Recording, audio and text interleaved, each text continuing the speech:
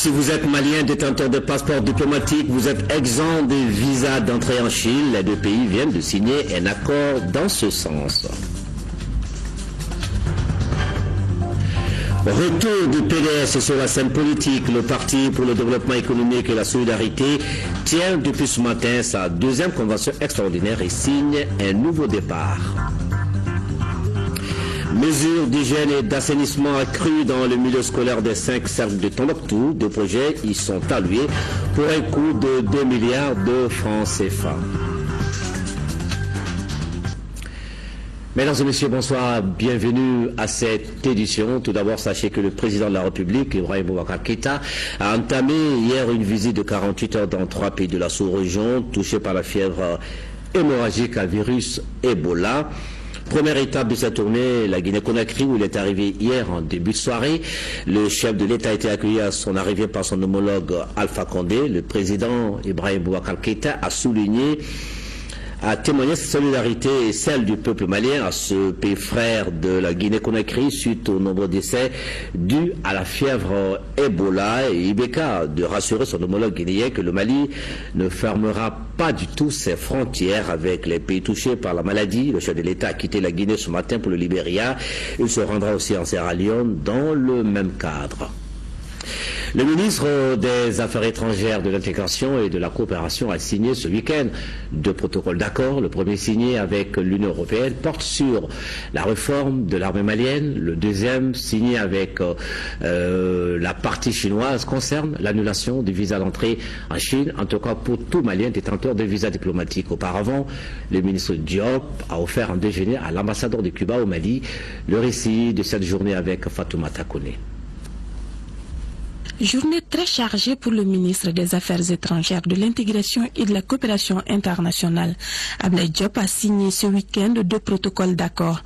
Le premier avec l'Union européenne et le second c'était avec l'ambassade de Chine au Mali. Le premier porte sur le projet ECAP. Pour le projet, il s'agit de participer à la réforme de 3 corps, dont la police, la gendarmerie et la garde nationale par des formateurs européens. Nous sommes là pour renforcer vos propres capacités, pas pour nous mettre à votre place, mais pour essayer de moderniser, de vous aider à moderniser les 3 corps. ECAP vient comme un complément à EUTM, la mission européenne qui est déjà au Mali depuis plus d'1 an. Le deuxième accord vise à permettre aux diplomates maliens de voyager dans la République populaire de Chine sans être mêlés aux tracasseries liées au visa et vice-versa. Le présent accord témoigne de la détermination de la Chine à consolider davantage les liens avec le Mali. Je suis convaincu que son entrée en vigueur, soit 1 mois après la notification du gouvernement chinois, inaugurera une nouvelle ère dans les annales des échanges humains. La signature de ce protocole d'accord montre encore une fois les bonnes relations de coopération sino-maliennes. Je suis très honoré et heureux de procéder aujourd'hui avec vous à la signature de cet important accord, une première sur l'exemption réciproque de visa pour les titulaires de passeports diplomatiques et de services entre la République du Mali et la République populaire de Chine. Le gouvernement du Mali n'est aucunement surpris par cette nouvelle preuve de l'attachement de la Chine à notre pays, après les nombreux appuis qu'elle ne cesse de bénéficier de la part de votre pays. Auparavant, le ministre Diop a offert un déjeuner à l'ambassadeur de Cuba au Mali en fin de mission dans notre pays. Pour l'occasion, l'ambassadeur Cédinho Acosta Adey a été élevé au grade de chevalier de l'Ordre national à titre étranger. La vidéoconférence est désormais une réalité entre les différents départements ministériels au Mali.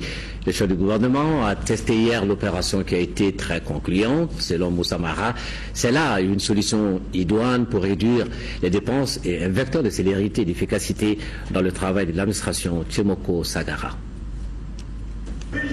C'est un véritable exercice de modernisation de l'administration que s'est adonné le chef du gouvernement. Moussa Mara, installé dans la salle de conférence de la primature, était en échange direct avec plusieurs membres du gouvernement et leurs collaborateurs, eux aussi dans les salles de conférence de leurs départements respectifs. Cette opération test est bien concluante. Pour preuve, c'est de la salle de conférence de la primature que l'interview du chef du département de l'enseignement supérieur, Muntaka Tall, a été réalisée. Il s'agit d'un d'améliorer l'action gouvernementale. Par ce système, les distances seront abolies. Les ministres, leurs collaborateurs pourraient discuter en temps réel des questions qui leur sont soumises. Et de cette façon, il y aura une économie de temps, par conséquent, plus d'efficacité. La vidéoconférence présente des avantages certains pour notre pays. C'est pourquoi le gouvernement prévoit de l'étendre partout au Mali. Cet outil-là, dans une seconde phase, va être dupliqué en dehors de la cité, dans les autres administrations ici à Bamako, mais aussi dans les régions. Donc permettre à un ministre d'organiser des rencontres avec ses directeurs nationaux, ses directeurs régionaux, permettre à des directions régionales de pouvoir discuter, échanger, organiser des réunions. Ça permet de limiter les déplacements. Et qui dit déplacement dit mission, qui dit mission dit frais de mission et donc des ressources pour l'État. Ça permet d'économiser. Aussi, dans une autre phase, c'est un projet qui va être ouvert aux usagers. Donc, faire en sorte que les usagers puissent joindre les administrations à travers la nouvelle technologie d'information et de communication. Voire que les usagers puissent engager des démarches administratives sans se déplacer. Grâce aux avantages que présente la vidéoconférence, notre gouvernement pourrait faire recours à la technique pour des conférences avec d'autres pays. Nous vous l'annoncions hier, le Premier ministre Moussa Mara a rencontré les étudiants maliens boursiers en médecine sportive devant se rendre à Caracas au Venezuela. La coopération entre le Mali et la République bolivarienne du Venezuela est au beau fixe, pour preuve. Le ministre des Sports en visite dans ce pays de l'Amérique du Sud est retourné au Balkany avec 150 bourses d'études. La première vague bénéficiaire était donc reçue à la primature pour conseil utile. C'est la Gato Cissé. Ils sont 40 étudiants âgés de 17 à 25 ans, dont 19 filles a bénéficié d'une bourse d'études de 5 ans offerte par la République bolivarienne du Venezuela dans 5 disciplines de la médecine sportive. Ces étudiants constituent la première vague de 150 boursiers devant se rendre à Caracas. La sélection de ces boursiers s'est effectuée sur la base de critères définis. La mention obtenue, qui va de la mention excellente à la mention passable. Conditions sociales des candidats reposant sur le lieu de naissance et la profession des parents. La République bolivarienne du Venezuela vient de tirer une épine du pied des plus hautes autorités du Mali dans le cadre de la formation des jeunes. Au moment où nous nous préparons pour le départ pour le Venezuela, au nom de tous mes camarades, nous nous engageons tous à être les ambassadeurs du Mali au Venezuela à travers le respect strict de la discipline et des lois et règlements du pays d'accueil, le Venezuela, que nous remercions et applaudissons pour cette opportunité qu'il nous offre, à étudier avec rigueur afin d'acquérir les connaissances nécessaires. Nous sommes très convaincus vraiment de la transparence du processus de sélection et nous sommes convaincus vraiment que ça répond aux critères de notre République bolivarienne qui est la justice sociale et la transparence dans tout ce que nous faisons. Pour féliciter et encourager ces heureux bénéficiaires, le Premier ministre Moussa Mara s'est adressé aux boursiers. Et sachez que vous êtes des drapeaux du Mali, vous êtes des ambassadeurs du Mali. Donc en tant qu'ambassadeur, en tant que drapeau, faites en sorte que nous soyons fiers de vous. Donc j'attends de vous d'essayer d'être les meilleurs, parmi les meilleurs là-bas. On peut dire sans risque de se tromper que la coopération entre le Mali et la République bolivarienne du Venezuela porte ses fruits. La deuxième vague des boursiers quittera Bamako l'année prochaine. Un autre partenariat qui porte ses fruits dans le même domaine, et cette fois-ci, il s'agit de la dizaine d'étudiants qui vient de bénéficier de 4 ans de bourses d'études. C'est dans le cadre de la coopération Mali-Fonds des Nations Unies pour la population. Les lauréats au concours d'accès aux écoles statistiques et de la démographie ont été mis en route hier au ministère de l'économie et des finances. L'octroi de ces bourses d'études vise à combler le déficit de statisticiens dans notre pays. C'est un reportage de Fademba Keita. Au Mali, selon le ministre de la Planification, de l'Aménagement du territoire et de la population, moins de 20% des statisticiens maliens sortent des écoles appropriées de formation. C'est pour combler ce déficit que le département a sollicité plusieurs partenaires pour la formation des étudiants maliens dans des écoles africaines de statistique et de démographie. Dans le domaine de la statistique, c'est le FNIAP qui est le chef de file des partenaires techniques et financiers. Il y a le constat que notre système statistique national souffre au niveau de la qualité des ressources humaines, parce que depuis très longtemps, les Maliens qui sortent de nos écoles avec quelques difficultés à accéder aux écoles sous-régionales de formation. Les bénéficiaires des bourses d'études ont reçu chacun un ordinateur portable du Fonds des Nations Unies pour la population. L'Institut de formation et de recherche démographique de Yaoundé au Cameroun et l'École nationale de statistique et d'économie appliquée d'Abidjan en Côte d'Ivoire sont les deux établissements supérieurs visés pour la formation des boursiers maliens en statistique et en démographie. On a constaté qu'environ 80% du personnel travaillant dans ce système n'est pas en quelque sorte constitué de spécialistes, donc de statisticiens ou de démographes. Les lauréats mesurent toute l'importance des sacrifices consentis en leur faveur. Nous nous engageons à mettre ces années d'études à profit pour mieux approfondir nos connaissances dans le domaine de la statistique et de la démographie. Et après nos études, nous viendrons sans nul doute mettre nos connaissances acquises au service du développement du Mali. De 2010 à 2014, le Fonds des Nations Unies pour la population a octroyé 18 bourses d'études pour un coût total d'environ 190 millions de francs CFA, soit plus de 10 millions de francs CFA par étudiant.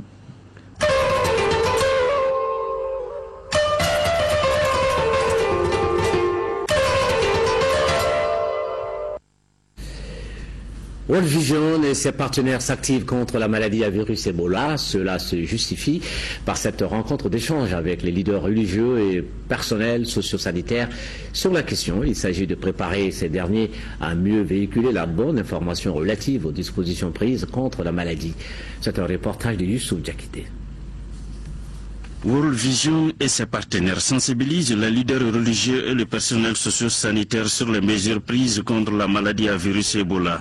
L'objectif recherché est de pouvoir atteindre les populations à la base. La confirmation le 23 octobre d'un cas d'Ebola au Mali, dans la région de Caï, nous interpelle plus que jamais sur la nécessité de renforcer la communication et la mobilisation sociale au Mali. L'implication de l'ensemble des acteurs, notamment les leaders religieux et des équipes socio-sanitaires, est une condition pour réussir le combat contre la maladie à virus Ebola.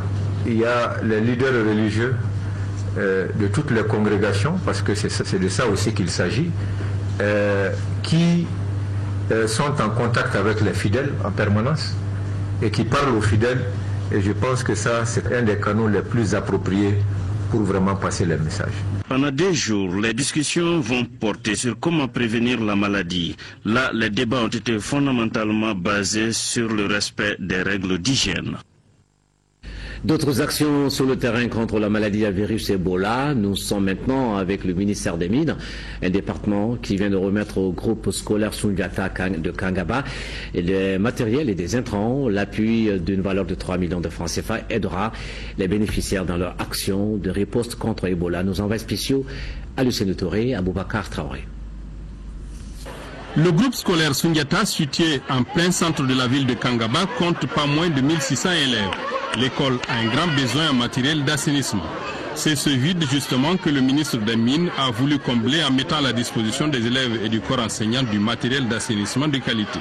Conformément aux vœux et à la volonté du chef de l'État, chaque citoyen malien aurait dû ou devait faire un geste en l'égard de chacun pour témoigner de sa solidarité. Et c'est dans ce cadre que je suis là, au nom du ministère des Mines, pour aussi contribuer à la solidarité au niveau national. Kangaba, il faut le rappeler, est à moins de 100 km de la frontière guinéenne et la menace Ebola n'est pas loin. Aussi, la ville est à proximité des zones d'exploitation aurifère. Les mesures d'hygiène constituent un moyen de lutte efficace contre la fièvre hémorragique à virus Ebola. Alors, ces kits vont servir de protection contre cette maladie très dangereuse. Le ministre et sa délégation ont rendu visite pour notabilité avant d'emprunter la route du retour. En 4e région, une réunion du comité régional permanent de gestion des épidémies s'est tenue hier vendredi à Ségou. Une rencontre pour faire le point d'exécution du plan d'action contre le virus Ebola. Correspondance de Kandé Silla. Les axes prioritaires dégagés par le plan d'action régional face à la maladie à virus Ebola sont axés sur l'information, l'éducation citoyenne, la communication, mais également sur plusieurs mesures tendant à réduire les risques de cas dans la région. Pour un premier temps, c'est vrai qu'il y a des difficultés, mais tout se passe bien. Les instructions données sont respectées à tous les niveaux, même les cercles, où je viens moi-même de faire un tour ce matin.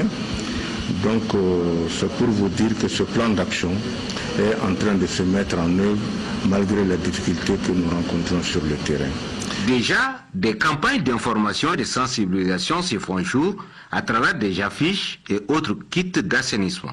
Plusieurs autres mesures relatives à la mise en place d'une équipe d'intervention rapide au niveau des centres de santé nécessitent encore l'implication de tous. Des experts vont venir à Ségou pour la formation du personnel médical. C'est pour vous dire jusqu'à preuve de contraire, toutes les dispositions sont prises à tous les niveaux. Et encore, je profite de l'occasion pour annoncer que Intervida déjà s'est prononcé, s'est annoncé pour la prise en charge de l'aspect communication. Une occasion pour le gouverneur de la région d'appeler chaque acteur à jouer sa partition pour que l'objectif 0 cas d'Ebola dans la région soit une réalité.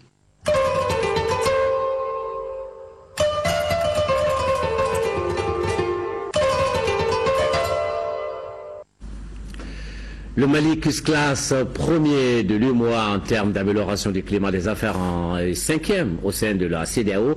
C'est ce qui ressort du rapport Doing Business 2015 de la Banque mondiale.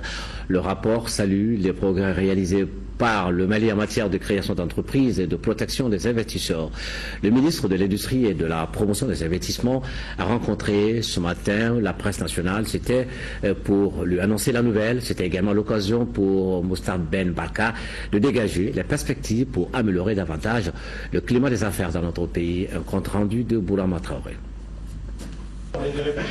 Le ministre Moustapha Ben Barka a le sourire large. La raison, le Mali a fait un bond qualitatif de 9 places dans le classement 2015 de Doing Business de la Banque mondiale. Pour être plus précis, notre pays passe de la 155e position mondiale à la 146e en termes d'amélioration du cadre des affaires. C'est cette bonne nouvelle que le ministre en charge de l'industrie et des investissements a tenu à partager avec la presse nationale. Le Mali vient d'être classé à travers cette publication. Premier pays de l'espace UEMOA sur les 8 que compte notre Union, 5e dans l'espace CEDEAO sur les 15 États et 19e en Afrique subsaharienne. Ce classement est un classement qui est regardé au niveau mondial. Donc c'est une visibilité pour le Mali. Ça permet au Mali de montrer au monde, malgré la crise dans laquelle nous sommes, les travaux et les réformes que nous avons menées.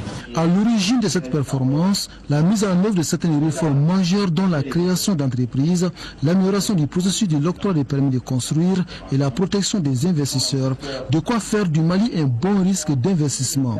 On peut noter une avancée significative sur la question de l'accès au financement à travers l'opérationnalisation récente du fonds de garantie du secteur privé, qui vient compléter la disponibilité en ligne du site d'information sur les procédures administratives liées à l'investissement et Regulation Mali. Pour autant, la position du Mali n'a pas varié concernant le paiement des impôts et taxes, l'exécution des contrats et le règlement de l'insolvabilité.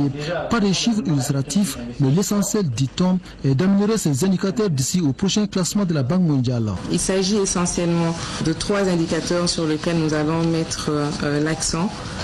Il s'agit donc de la création d'entreprises, du commerce transfrontalier, de l'accès au financement.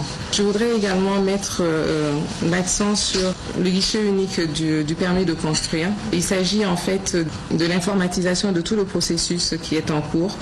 Et actuellement, nous avons procédé à la formation d'à peu près 70 personnes qui sont impliquées dans le circuit donc, de délivrance du permis de construire.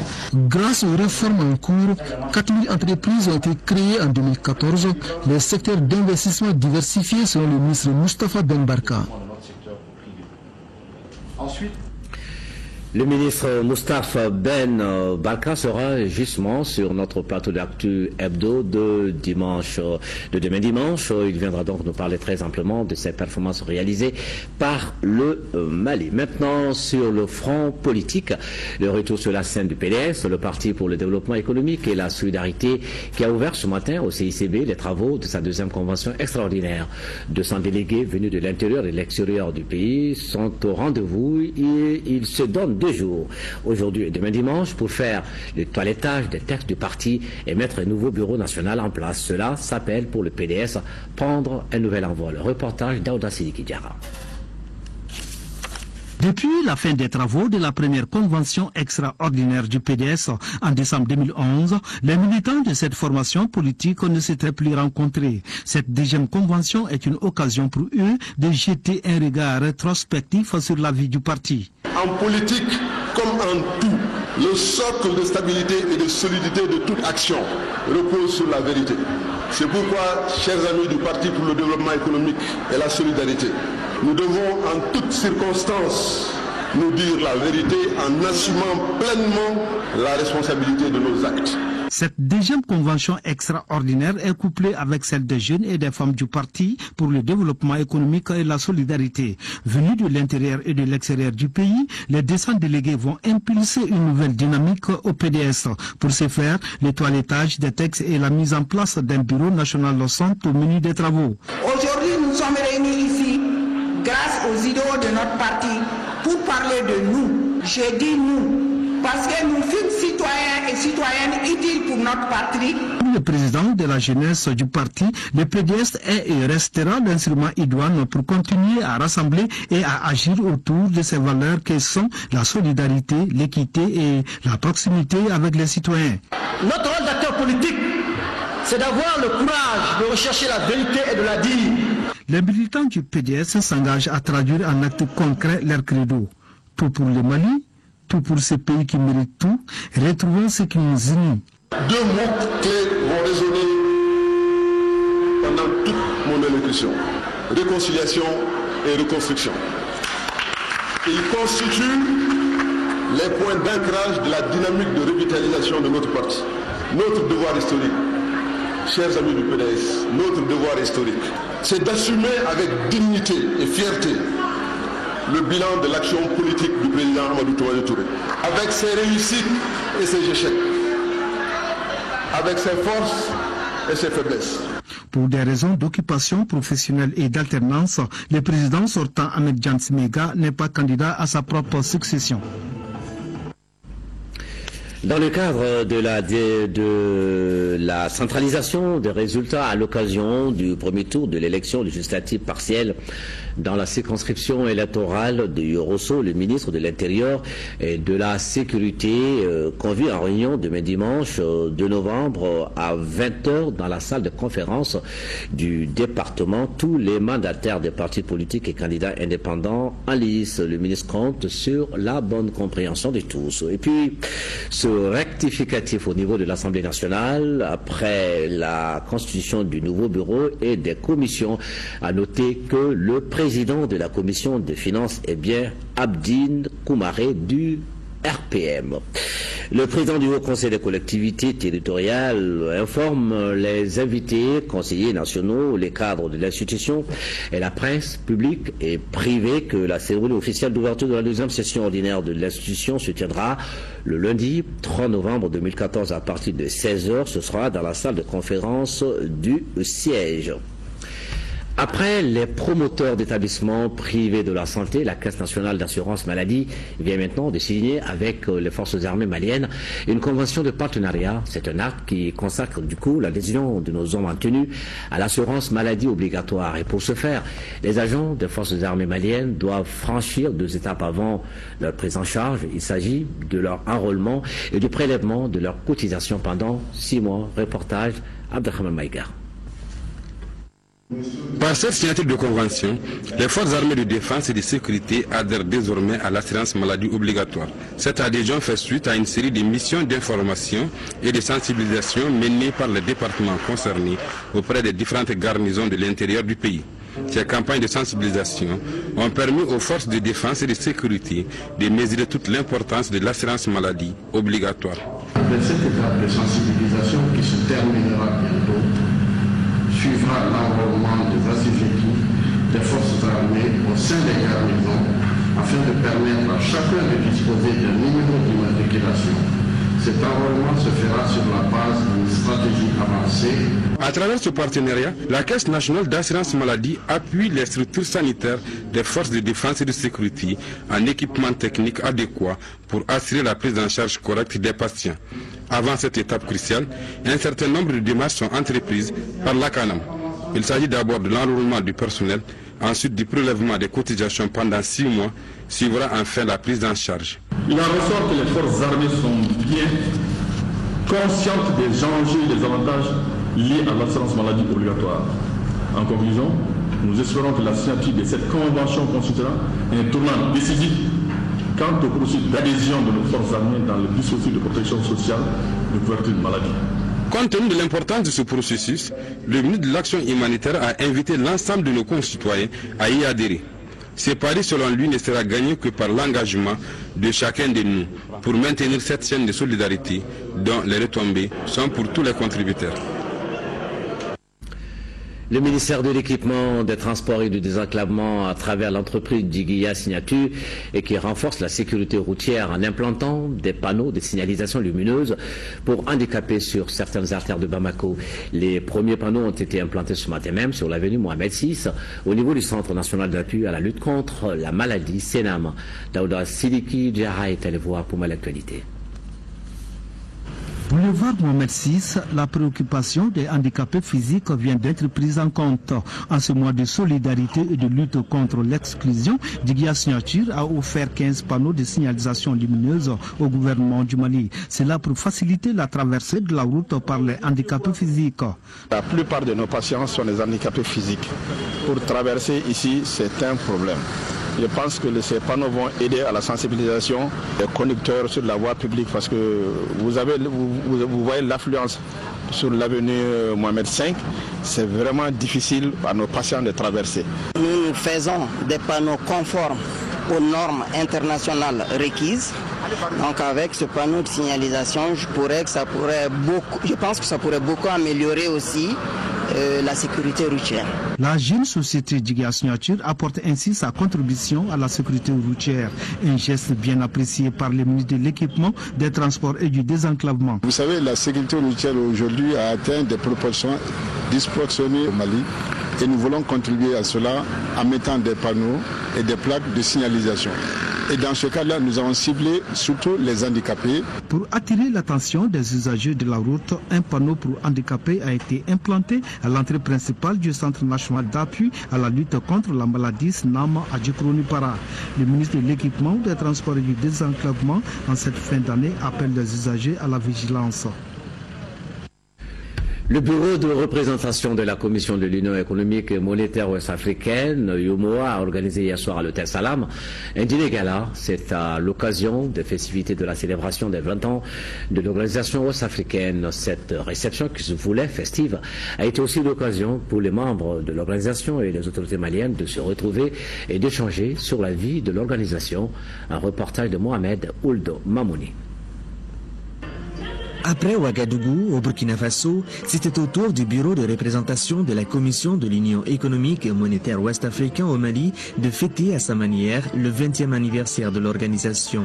Cette soirée a été l'occasion pour les organisateurs de partager avec les invités le bilan des activités réalisées par l'UEMOA, mais aussi d'exposer les défis à relever.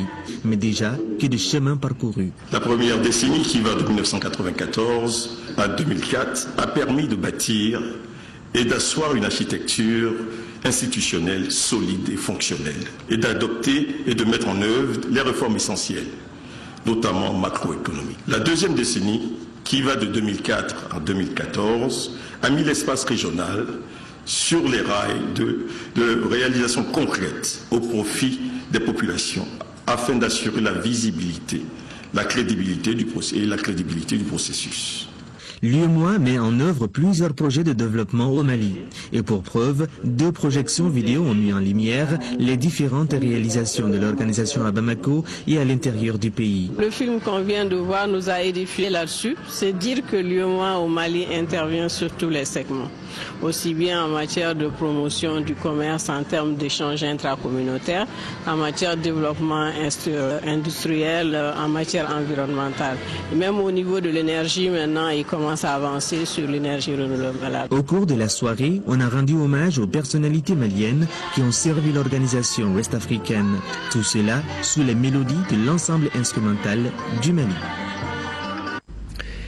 La journée africaine de la jeunesse célébrée chaque 1er novembre cette année, c'est la ville de Bougouni qui a servi de cadre pour célébrer l'événement et c'est la conférence débat sur le thème national lutte contre la dépravation des mœurs en milieu jeune qui a donné le ton des activités.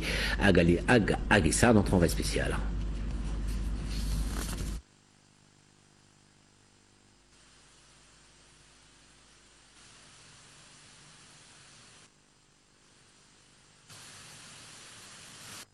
Au plan international, le thème de cette année est réaliser le potentiel des jeunes femmes en Afrique. À travers ce thème, l'Union africaine entend faire la promotion des jeunes femmes afin qu'elles deviennent des actrices incontournables dans le développement du continent. Au plan national, nous avons retenu les thèmes de la lutte contre la dépravation des mœurs en milieu jeune.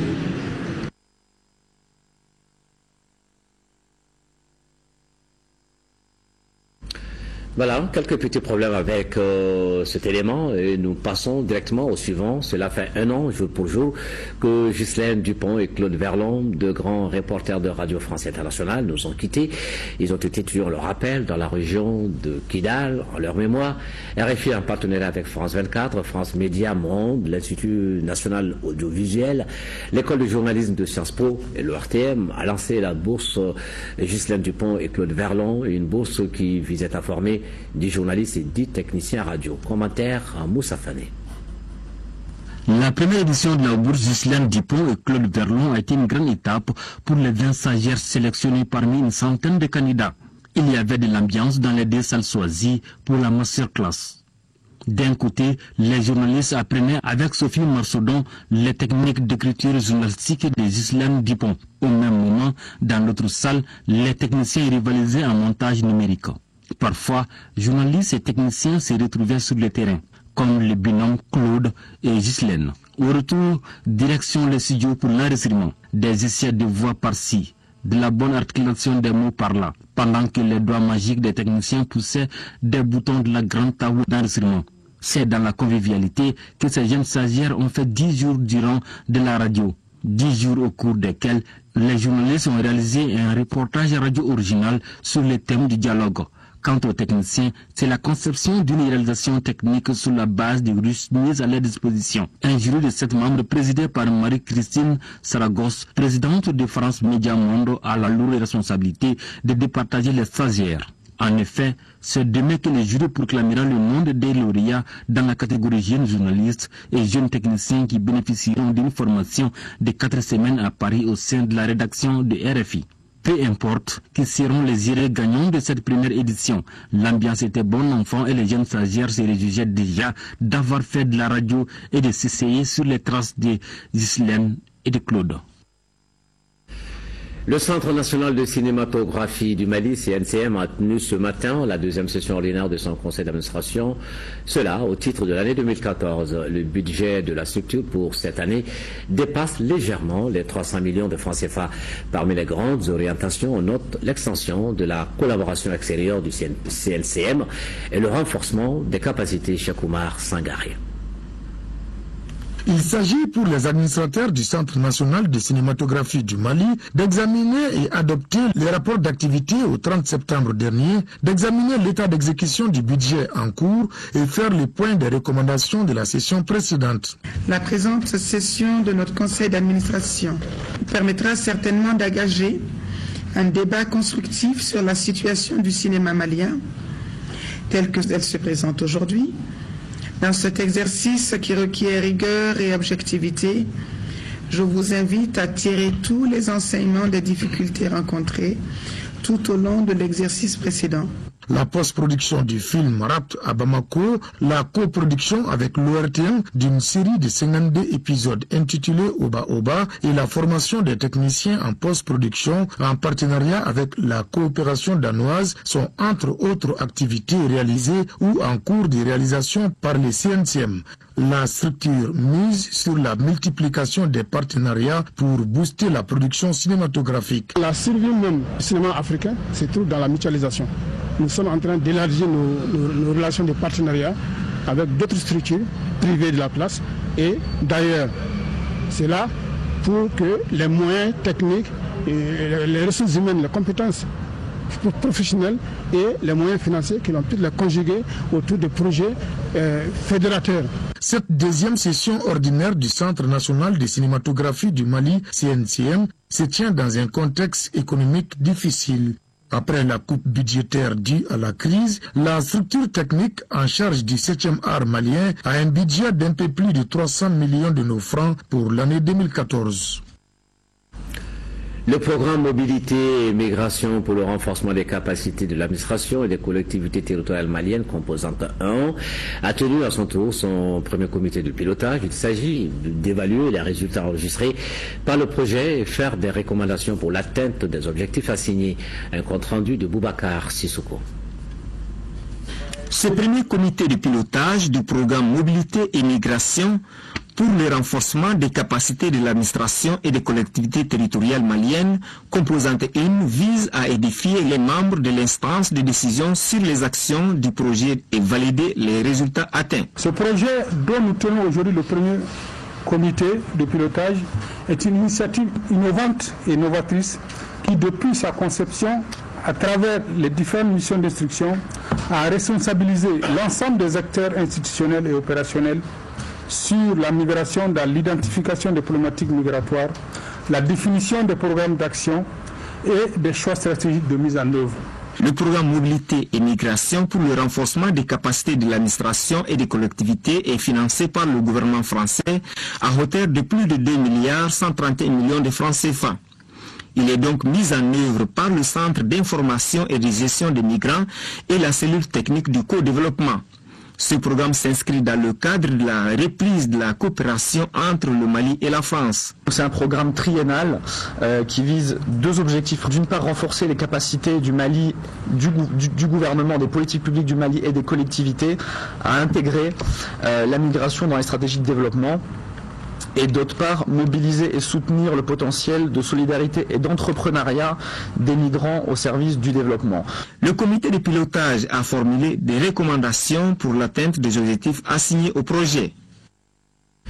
Dans le cadre du mois de la solidarité qui vient de s'achever, les déplacés de la région de Kidal vivant à Sirakoro, ici à Bamako, ont reçu une donation de la direction régionale du développement social et de l'économie solidaire de Kidal. Il s'agit d'une importante quantité de kits alimentaires et scolaires. La cérémonie de remise s'est déroulée ce matin. C'était en présence des autorités administratives et politiques de la 8e région du Mali. Fousseni Tunkara, reportage. Les dons ainsi reçus par le premier adjoint au maire de la commune urbaine de Kidal est composé de 50 bidons d'huile, 50 sacs de riz et une quantité considérable de kits scolaires. Selon l'élu communal, représentant des bénéficiaires, ce geste a tout son sens. C'est un acte vraiment très bien apprécié parce qu'il vient à bien nommer pour soulager un peu. C'est l'acte qui est vraiment très symbolique pour soulager les déplacés de Kidal qui sont à Bamako. Le chef de l'exécutif régional a hautement salué l'initiative. Pour lui, elle justifie l'attention particulière que les plus hautes autorités accordent aux populations déplacées du Nord. C'est vraiment une question de solidarité et que chacun soit vraiment un artisan de la paix et chacun cherche de son côté à ce que la paix, la tranquillité puisse revenir au sein, à notre niveau et aussi dans le Mali. L'officier supérieur a profité de l'occasion pour présenter à l'assistance les administrateurs récemment désignés pour remplacer leurs collègues qui ont trouvé la mort à Kidal lors des événements du 17 mai. Les familles de ces victimes ont d'ailleurs reçu, avant cette activité, un appui financier, toujours dans le cadre du mois de la solidarité et de la lutte contre l'exclusion sociale. 2 milliards de francs CFA, c'est le coût de 2 projets axés sur l'hygiène et l'assainissement en milieu scolaire, mais aussi sur la réhabilitation des infrastructures sociales et productives dans la région de Tombouctou. C'est le fruit de la coopération entre les gouvernements allemands et maliens, Plan Mali, et ses partenaires. Reportage Yéya Tandina. La réhabilitation des infrastructures sociales et de production dans les communautés et les municipalités de la région, la contribution à la couverture des besoins en eau, hygiène, assainissement en milieu scolaire, ces 2 projets d'une valeur de 2 milliards 282 millions sont financés par l'Allemagne à travers le Bureau fédéral des affaires étrangères GFFO et le ministère fédéral en charge de la coopération économique et du développement. L'exécution est assurée par Plan Mali. Ces projets sont financés dans le cadre de notre partenariat plan gouvernement allemand et communauté malienne. Et il aura une durée de 3 ans et couvrira toute la région de Tombouctou. Le partenariat se fait avec le consortium Plan Mali Alchenova et nos partenaires locaux, Nordev et Association Soubahigou. Le lancement de ces différents projets a mobilisé les responsables scolaires, les élus ainsi que les services techniques. Quand l'enfant sourit, je crois que l'adulte rit. Merci beaucoup à l'Allemagne, merci beaucoup à ses partenaires, merci à Plan Mali qui exécute tout ça sur notre terrain. Ces 2 projets constituent une réponse aux besoins urgents en matière d'eau et assainissement, en milieu scolaire et communautaire, ainsi que la reprise des activités socio-économiques dans la région. La cérémonie a été mise à profit par les organisateurs pour remettre à l'artiste Baba Messaoud sa distinction. L'artiste s'est fait remarquer par son engagement volontaire à l'espace Amis des enfants. Visite paysanne pour la vulgarisation des semences hybrides de sorgho en milieu rural. Cela se passe à Kifosso. Kifosso, c'est dans le cercle de Yorosso, en 3e région. Une initiative de la coopérative Séné-Yéwaton avec le soutien de l'association malienne pour la sécurité et la souveraineté alimentaire, Amas Afrique Verte et l'ICRISAT. C'est ce financement de l'USAID. Correspondant Sikasso, Daouda Diakité. Ils étaient près de 180 producteurs sémenciers venus des 12 villages de la commune rurale de Kifosso dans les cercles de Yorosso à participer à cette visite interpaysanne sur la vulgarisation des semences hybrides de sorgho. Une initiative de la coopérative Séné-Yéwaton avec le soutien technique et financier de l'association malienne pour la sécurité et la souveraineté alimentaire Amassa Afrique Verte à travers ICRISAT et l'USAID.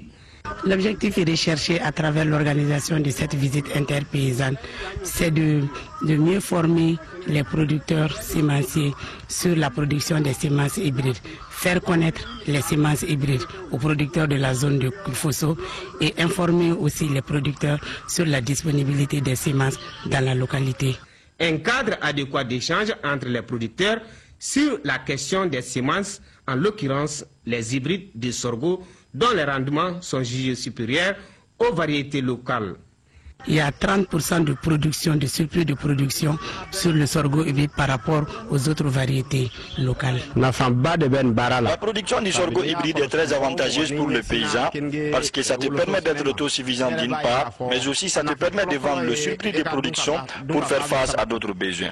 Le seul moyen pour le paysan de sortir de la subsistance et d'être à la commercialisation, c'est vraiment la culture des semences hybrides de sorgho. Occasion pour Bernard Koulibaly, l'adjoint au préfet du cercle de Yorosso et le maire de Kifosso de se réjouir de la tenue de cette importante activité qui s'inscrit dans le cadre de la poursuite du combat pour la sécurité et la souveraineté alimentaire dans le cercle de Yorosso qui connaît quelques poches de sécheresse liées à la mauvaise répartition des pluies.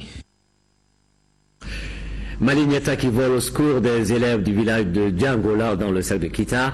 L'ONG vient de leur remettre un lot de vivres et de fournitures scolaires, coût total 13 millions de francs CFA. Nos envoyés spéciaux à Kita, Agibou Koulibaly et Sidi Moudibo d'Ambélé. Maligneta est une ONG caritative qui œuvre pour la promotion de l'éducation dans le cercle de Kita. Le don qu'elle a fait est le 3e du genre au profit des élèves de Djangola. La donation des cahiers, de la craie, des livres de lecture, les tenues scolaires et les denrées alimentaires. C'est tout juste un geste de solidarité. C'est surtout ce mois d'octobre qui est vraiment consacré comme un mois de solidarité au Mali. La fondatrice directrice de l'ONG Maligneta était accompagnée par ses partenaires. Nous sommes ici pour planifier un peu un projet qui va, on espère, emmener de l'eau claire. Et non seulement de l'eau claire pour le centre de santé ici, mais aussi un système d'irrigation qui serait serviable au jardin pour que on change un tout petit peu ce qu'on va manger ici régulièrement.